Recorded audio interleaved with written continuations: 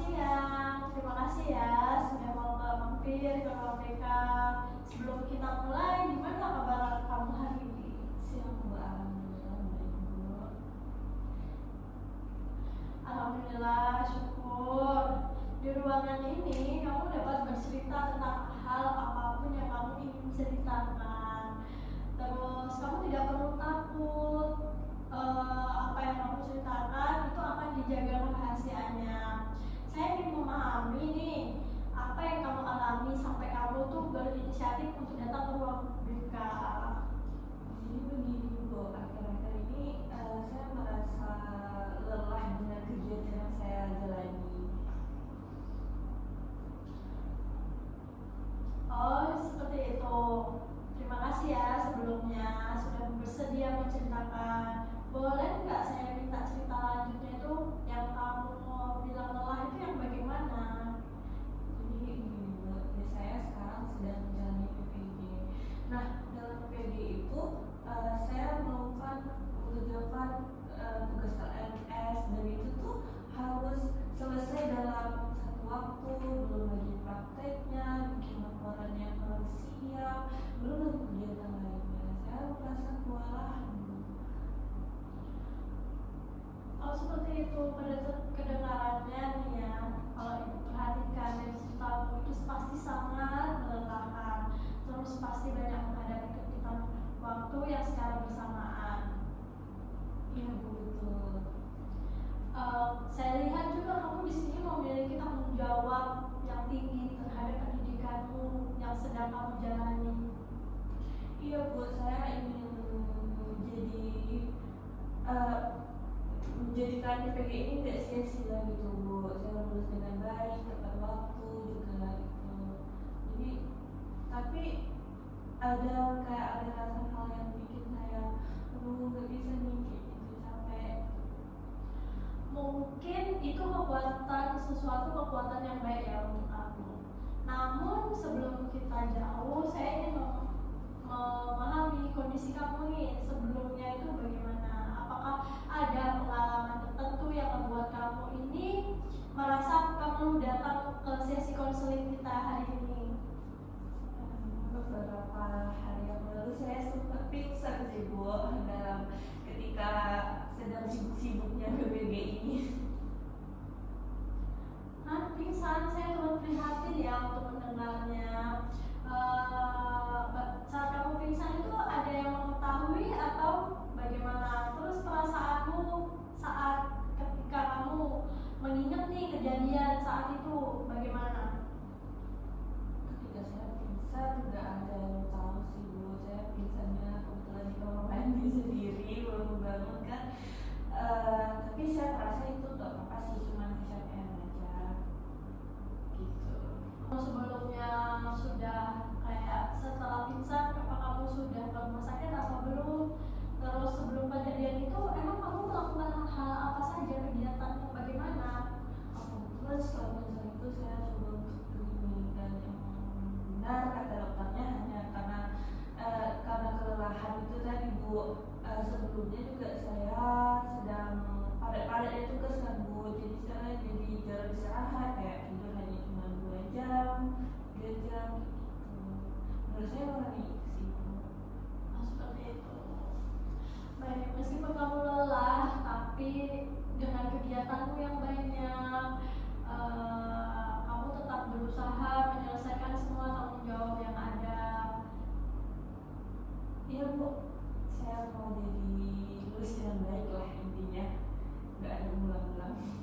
Nah, ibu nih pengen tahu nih, apa yang membuat kamu masih bertahan sampai saat ini untuk menjalaninya? Karena saya ngerasa ini udah tanggung jawab saya udah masuk ke sini dan saya harus menyelesaikan gitu. Walaupun mungkin saya lelah, jadi ya udah saya paksakan aja, saya harus kuat. Oh, baik.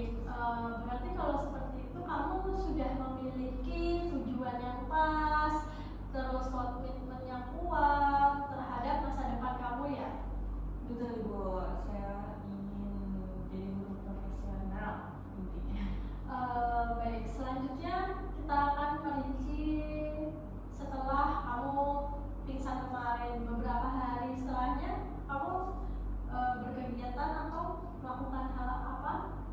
Setelahnya saya tetap berkegiatan seperti biasa. Saya tetap masih tidur kurang, masih melakukan kegiatan-kegiatan PPG itu Bu, karena kalau nggak dikerjakan nanti akan selesai Bu.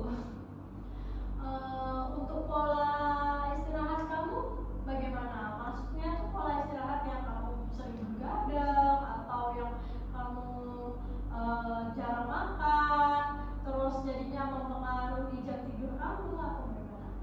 Kalau misalnya kalau untuk jam tidur iya sih terganggu. Saya sering ngerjain tugas sampai malam, kadang tidur sampai 2 jam 3 jam, lanjut lagi besoknya kuliah PL kayak gitu ya Bu. Kalau untuk pola makan sih sejauh ini seperti biasa. Apa kamu sebelumnya mempunyai riwayat anemia dari keluarga atau bagaimana? Kalau anemia sih dari keluarga enggak, tapi pernah ya gitu sama dulu pernah. Setiap kecapean itu teriak kumat gitu. Oh baik, jadi di situasi ini kamu itu yang kamu hadapi saat ini itu adalah banyak tugas, deadline yang berdekatan dan waktu istirahat yang kurang sehingga kamu menyebabkan pola tidur yang tidak teratur. Ketika kamu melihat nih semua tugasmu yang banyak banget, apa yang bisa kamu lakukan untuk dirimu sendiri atau yang kamu katakan terhadap dirimu sendiri?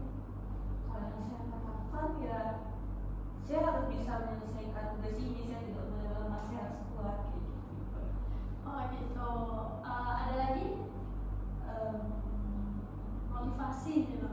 Itu aja sih Bu. Bagaimana jika kamu memilih beristirahat untuk sementara? Aduh saya pernah Bu, cuman merasa nggak enak gitu, nggak tenang, kayak saya lagi kurang berusaha gitu rasanya. Kamu akan gagal kayak gitu Bu. Oh, jadi di sini kamu ini udah ke-distract ya sama aku nih harus bekerja, aku nih harus mengerjakan tugas. Kalau nanti aku nggak mengerjakan tugas, aku bakalan ketinggalan nih sama dari teman-temanku gitu. Jadi akhirnya dari ke-distractan kamu ini tadi, kamu kayak nggak mau nanti aja lah istirahatnya. Iya betul Ibu. Kayak pokoknya saya punya prinsip nggak boleh istirahat kalau belum siap kayak gitu. Oh, jadi kamu itu juga memiliki keyakinan yang ditanamkan di diri kamu nih. Kamu harus berhasil, kamu tidak boleh ada cacatnya, seperti itu kan? Iya betul Ibu, betul sekali. Baik, ketika kamu berpikiran seperti itu, apa yang akan terjadi pada dirimu? Ya, kalau misalnya kayak gitu ya Bu, kadang saya tuh cemas, khawatir, saya tetap kayak takut ini tugas ini kalau nggak selesai kayak mana kayak gitu Bu. Jadi tuh cemas jadinya nggak tenang. Seperti itu. Menurut kamu secara emosional kamu tuh yang bagaimana? Kamu bisa mengungkapkannya nggak? Kalau emosional ya lebih ke ketakutan sih Bu, ketakutan kalau tugas itu tidak selesai gitu. Baik, berarti kalau kamu tugasnya tidak selesai, kamunya udah ke-distract sama rasa ketakutan yang berlebihan, seperti itu ya. Nah, kalau kamunya itu mau tahu kalau kamunya yang secara fisik itu yang bagaimana? Kalau fisik itu kalau udah kecapean kali udah saya paksa itu bakal nanti pusing. Itulah yang menyebabkan kadang asam lambung kayak gitu. Lemas. Bahkan sampai pingsan kemarin gitu Bu. Oh, berarti pingsan itu penyebabnya ya karena seperti itu yang kamu terlalu terorganisir banget ya. Jadi bukan hanya tugas yang membuat kamu tuh tertekan sebenarnya, tapi juga cara memandang kamu terhadap situasi tersebut. Betul Bu. Baik, saya ini mengajak Anda melihat keyakinan yang tadi yang sudah Anda sebutkan. Menurut kamu, apakah setiap orang harus selalu kuat setiap saat? Enggak sih Bu. Nah, kalau kamu mengambil jawaban yang tidak, berarti kan manusia itu dia memiliki benar? Lalu apakah masuk akal nih jika nanti kamu menuntut diri untuk terus bekerja meski tubuhmu ini udah mengasih sinyal bahwasanya kamu sangat lelah atau tidak baik-baik saja di dalam tubuhmu? Harusnya sih enggak ya Bu, tapi gimana itu? Ya, kalau kamu tidak bilang tidak, berarti kan istirahat berarti kurang berusaha ya. Apa bukti orang bahwasannya tuh orang tuh yang beristirahat itu pasti malas? Tidak ada bukti sih Bu, cuma karena perasaan saya selalu merasa bersalah aja gitu. Nah, ini deh saya berikan contoh. Jika ada nih teman PPG kamu yang dia ternyata nih pingsan atau dia nggak tidur deh beberapa hari. Terus habis kayak gitu dia menyebabkan beliau ini pingsan. Terus apakah itu menurutmu dia ini kurang berusaha dan kurang kayak profesional dalam PPG? Saya membuat saya karena tidak istirahat. Tuh, kamu tuh sebenarnya sudah tahu ya, menarik gitu loh. Mengapa aturan itu berlaku untuk temanmu dan untuk diri Anda gitu. Tapi kenapa untuk diri Anda tidak melakukannya seperti itu? Saya tidak pernah memikirkannya seperti ini sih Bu. Baik, apa mungkin seseorang yang tidak bertanggung jawab ini tadi terhadap tugasnya tanpa harus mengorbankan kesehatan? Bisa sepertinya Bu. Jadi keyakinan yang saya, contohnya nih, saya harus kuat, tidak boleh beristirahat. Mungkinkah itu kurang realistis menurut kamu? Atau bagaimana? Iya Bu. Gini ya, jika kamu mengganti keyakinan itu tadi dengan keyakinan yang lebih sehat, seperti apa yang kira-kira yang akan kamu katakan? Saya maunya menyelesaikan tugas itu tetap, tapi dengan pola yang lebih betul lagi gitu Bu. Dengan pola tidur saya Berarti bagaimana perasaan Anda saat mengatakan hal itu? saya lebih lega aja Bu, kayak saya harus gini nih kayak gitu. Baik. Bagaimana atau apa yang akan berbeda jika Anda menerapkan cara berpikir tersebut? Mungkin dengan saya tidak memaksakan harus selesai saat itu juga gitu. Dan berusaha untuk hidup lebih sehat. Oh baik, jadi menurut Anda akan tetap bertanggung jawab terhadap tugas, tapi tidak lagi menuntut diri secara berlebihan seperti itu ya? Ya Bu, dengan saya begitu mungkin saya nanti kesehatan saya juga jadi lebih baik mungkin ya Bu, jadi nggak pingsan-pingsan lagi. Dari pembicaraan kita hari ini, apa hal yang penting Anda pelajari, yang Anda bisa petik dari obrolan kita hari ini? Saya kira saya sudah menyadari Bu, kalau kita tuh tidak boleh memaksakan diri yang buat saya, karena tubuh telah memberi sinyal bahwa dia kelelahan, tapi kita tetap memaksanya, nanti ya jadinya drop gitu. Jadi saya harus membangun hidup pola yang lebih sehat dan manajemen waktunya lebih baik. Baik, bagus. Kesadaran ini ya, kesadaran itu merupakan langkah awal yang penting untuk diri kita. Kita juga menemukan bahwa yang membuat Anda sehat itu diri Anda sendiri. Kan bukan berarti hanya banyaknya tugas, terus kegiatan yang banyak, tapi juga kamu harus yakin bahwa kamu harus menanamkan sebuah keyakinan bahwasanya Anda harus selalu kuat, tidak boleh gagal dan tidak boleh beristirahat. Itu yang membuat kamu yang hal-hal itu tadi yang nge-distract kamu itu yang kurang. Begitu ya Bu. Baik, saya menyadari dan saya akan berusaha untuk mengubah hal-hal yang tidak baik tadi.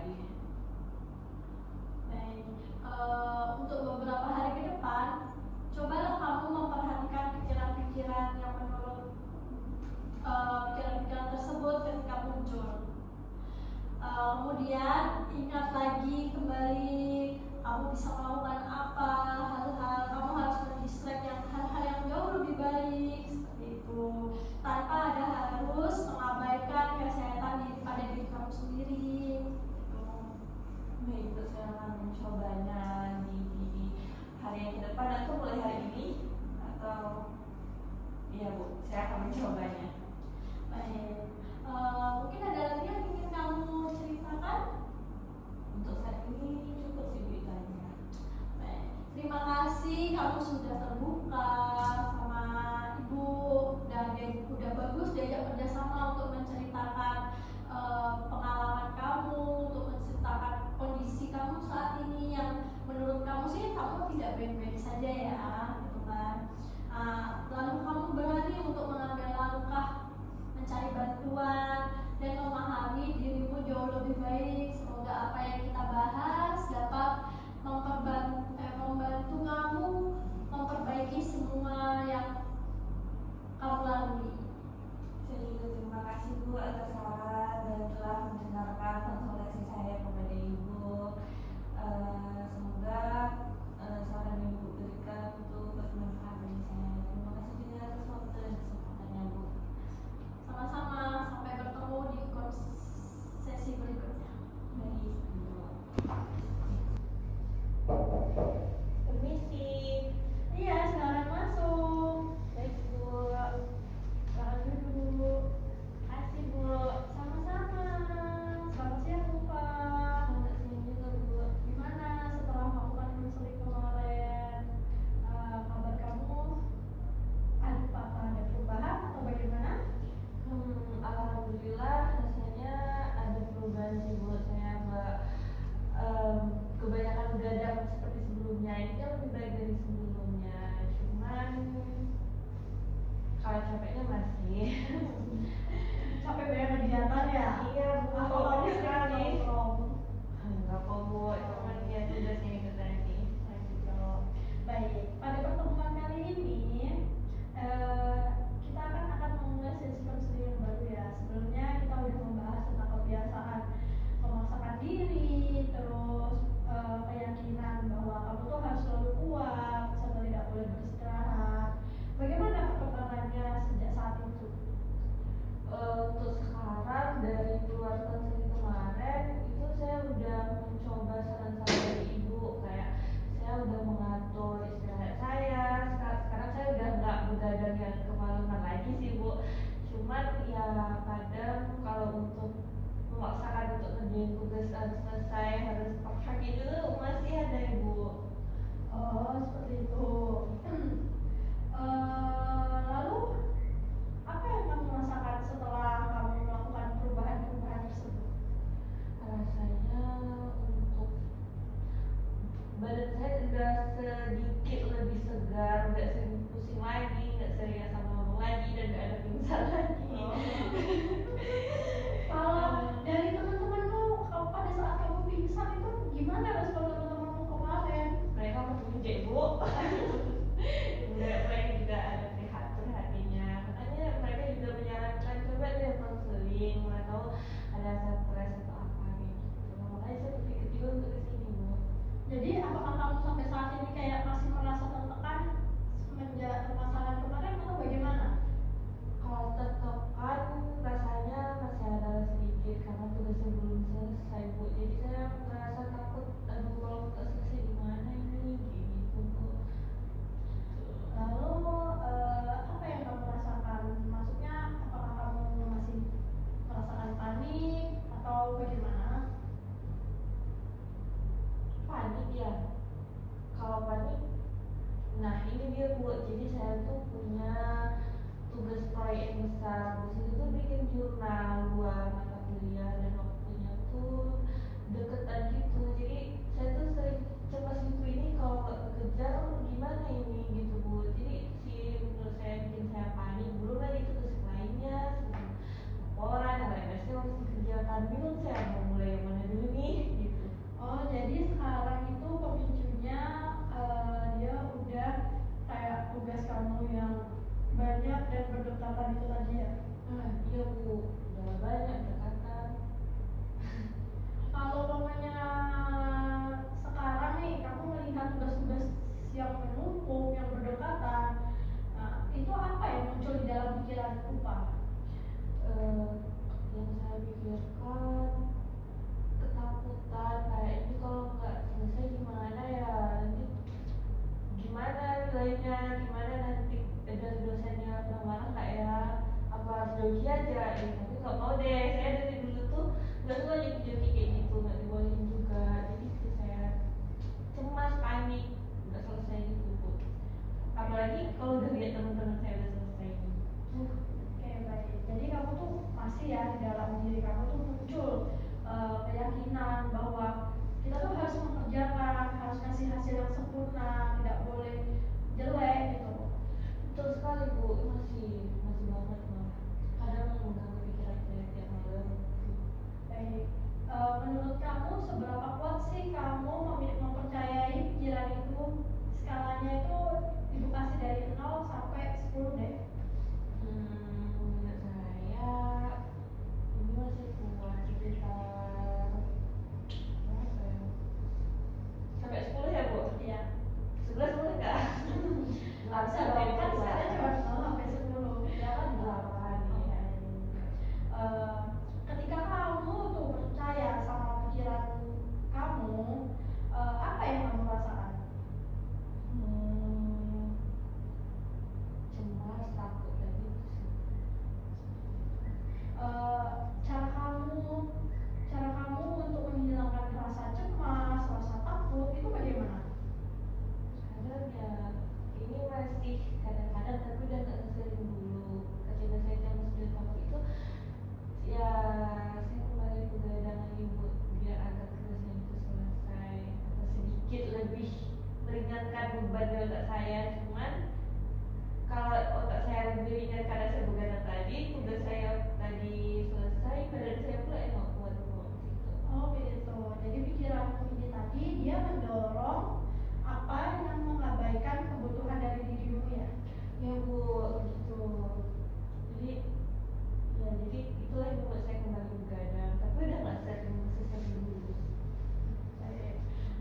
Mari kita uji keyakinan kamu dengan apakah setiap hari, setiap tugas itu harus sempurna agar seorang bisa dianggap berhasil.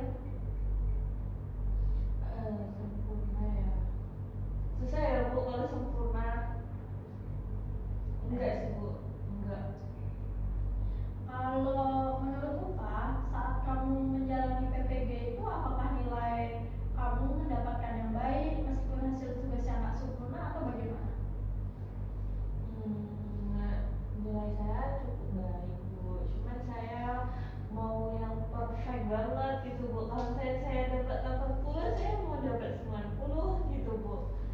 Saya nggak mau yang pas-pasan kayak gitu. Jadi itu sama aja kamu menunjukkan bahwa hasilmu harus sempurna dong. Iya juga ya Bu.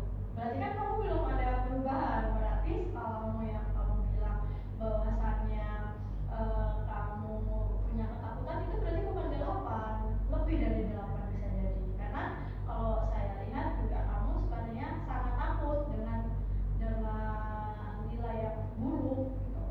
Iya Bu. Mungkin ya Bu, yang saya kurangi cuma begadangnya, tapi tingkat kecemasannya masih tetap seperti dulu. Saya juga merasa begitu Bu. Makanya saya mau bertemu Ibu lagi nih hari ini. Gimana? Saya juga resah nih Bu, kalau cemas-cemas terus, takut-takut terus gitu, nggak tenang harinya. Jadi kalau umpamanya nih ada temanmu yang berkata gini, saya gagal, maka tugas saya tidak sempurna, apa yang akan kamu lakukan? Mungkin saya akan mendengarkan dia kalau nggak semua hal harus sempurna gitu, udah keren kayak gitu Bu. Jadi supaya dia tuh nggak berlebihan dalam menanggapi hal itu Bu. Lalu mengapa aturan yang lebih realistis berlaku untuk teman tapi tidak berlaku untuk dirimu sendiri? Kenapa kamu bisa berpikir tuh seperti itu? Saya nggak tahu juga ya Bu. Cuman kalau dari kecil tuh saya tuh emang selalu dituntut jadi sempurna. Saya harus sama orang tua saya tuh perfeksionis gitu Bu. Jadi mungkin kebawa sampai sekarang perfeksionis itu gitu. Mungkin ya Bu. Tadi kamu ini terlalu keras ya terhadap dirimu sendiri. Ini juga ya Bu. Kalau dipikir-pikir. Ibu mau tanya, menurut kamu apa manusia itu bisa belajar dari sebuah kesalahan?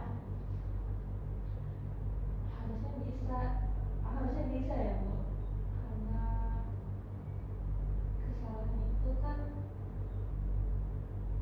pembelajaran, bisa dong. Baik. Jadi lebih rasional aja ya kita, kayak contohnya saya ingin mengerjakan tugas nih dengan baik, tetapi saya tidak harus sempurna untuk menjadi mahasiswa yang berhasil. Menurutmu perkataan itu setuju apa tidak? Setuju. Baik. Coba ibu pengen tahu deh, kamu ucapkan keyakinan baru yang menurutmu rasional, lebih rasional lagi. Sebenarnya ya tentang kita nggak harus sempurna ya Bu. Ya. Mungkin saya bisa mengatakan ke diri saya tidak harus sempurna dalam mengerjakan tugas itu Bu, karena apapun hasilnya itu udah usaha terbaik saya tidak perlu memaksakan diri saya untuk kelihatan sempurna. Terus sekarang bagaimana perasaan Anda setelah kamu mengucapkan kalimat tersebut? Sedikit lebih tenang ya Bu, lebih lega, kayak kesadaran dalam diri saya untuk nantinya mungkin tidak terlalu memaksakan. Seberapa besarnya nih kamu tuh mempercayai akan dirimu untuk saat ini?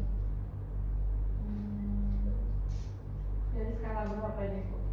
Dari skala 0 sampai 10 deh, kamu mau pilih yang berapa? Aduh, berapa ya? Saya tidak tersincin sama diri saya. Karena yang bisa menilai dirimu sendiri itu dirimu. Saya juga kadang susah percaya sama diri. Baik. Tujuh.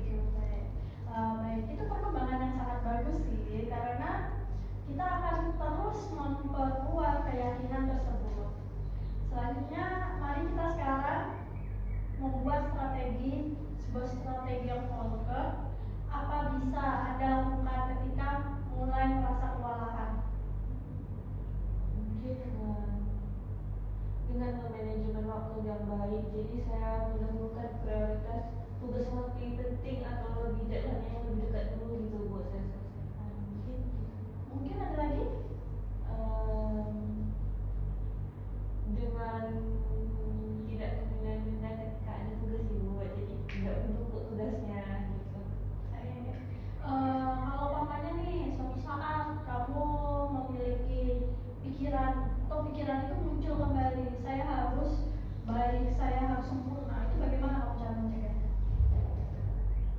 Dengan mengatakan ke diri saya lagi, ke pikiran saya, kalau saya ini sedang belajar, jadi saya tidak perlu sempurna, yang penting saya sudah berkembang dan melakukan hal ini dengan baik.